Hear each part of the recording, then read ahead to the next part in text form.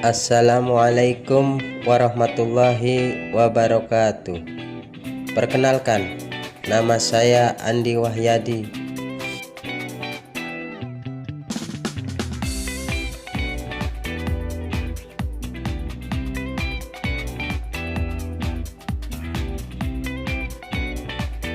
Jabatan Pengadministrasi Perkantoran, Bidang Ketentraman dan Ketertiban Umum di Kecamatan Losari, Kabupaten Cirebon.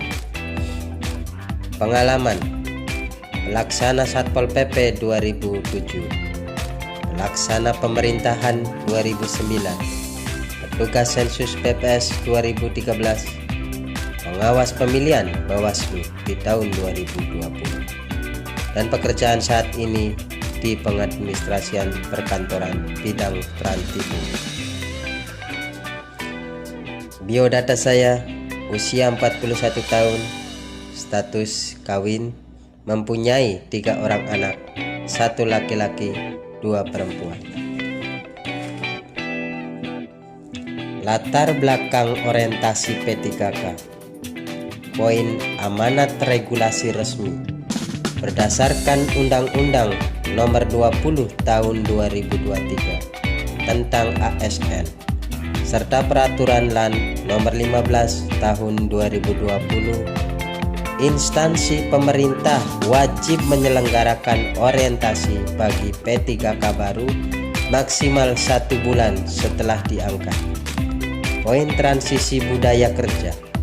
Banyak P3K yang berasal dari sektor swasta atau tenaga honorer non-ASN, sehingga memerlukan penyelarasan pemahaman mengenai dinamika birokrasi, nilai dasar dan etika pemerintah. Poin penanaman nilai berakhlak.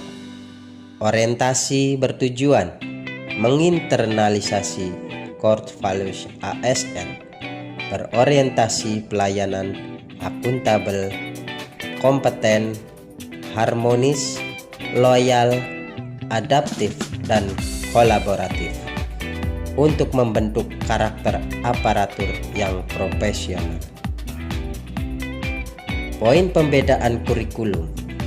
Pegawai perlu memahami pembagian fungsi melalui 2 kurikulum utama, yaitu pengenalan fungsi dan tugas ASN oleh LAN, serta pengenalan nilai dan etika pada instansi pemerintah.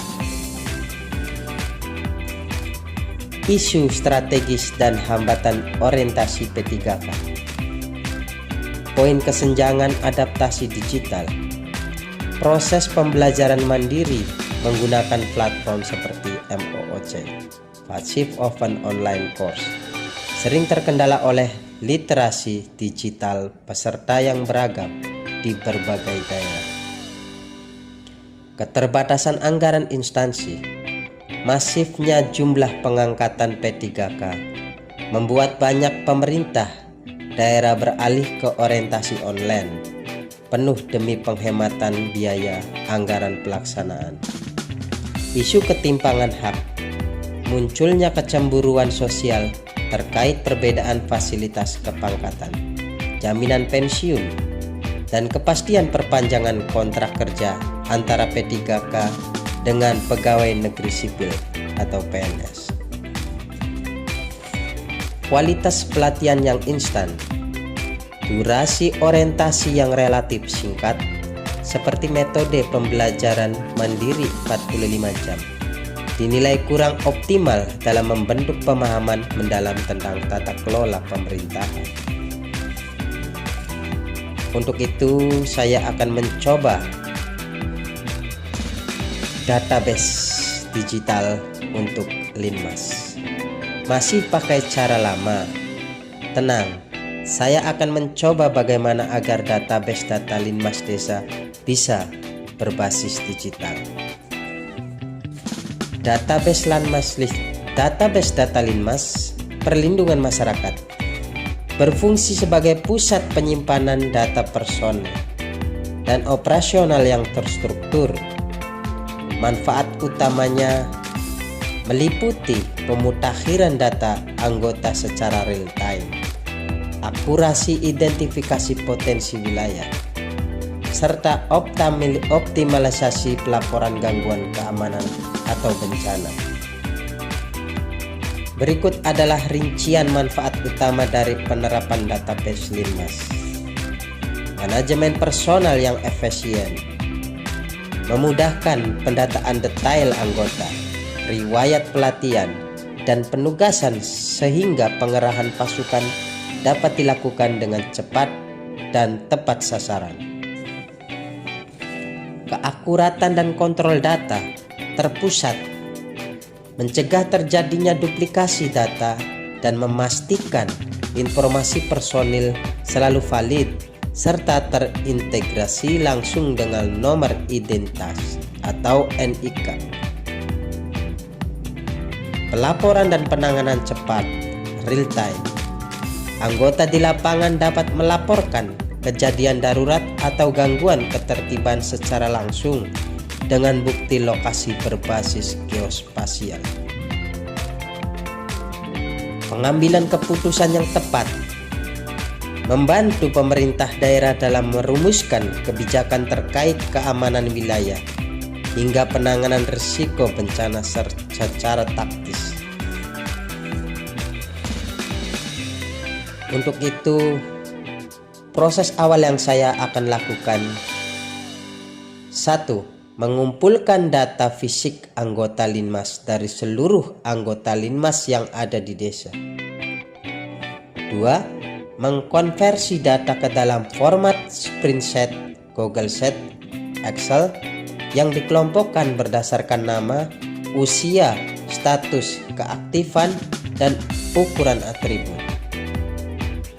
3. Membagikan akses baca view only kepada pimpinan untuk mempermudah pengawasan dan pengecekan data secara virtual.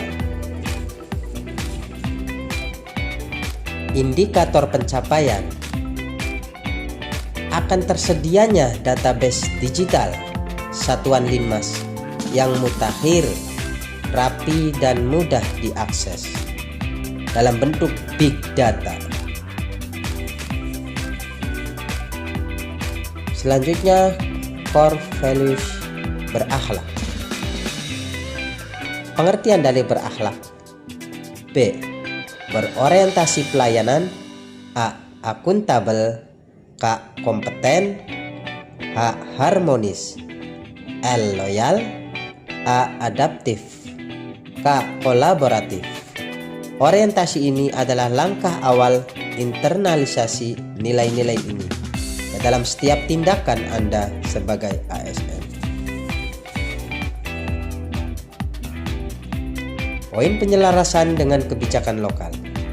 Selaras dengan visi dan misi Kabupaten Cirebon sesuai SOTK dan Rensa OPD. Kontribusi pada pembangunan daerah. Pada akhirnya kita menuju ke ujung penutup. Mari mulai dengan jujur melihat kekurangan. Tujuan pelayanan terbaik, semangat transformasi, kolaborasi, membangun perubahan. Mohon maaf kalau ada kata-kata yang kurang berkenan dan ada salah-salah. Saya mohon maaf. Billahi taufiq wal hidayah. Wassalamualaikum warahmatullahi wabarakatuh.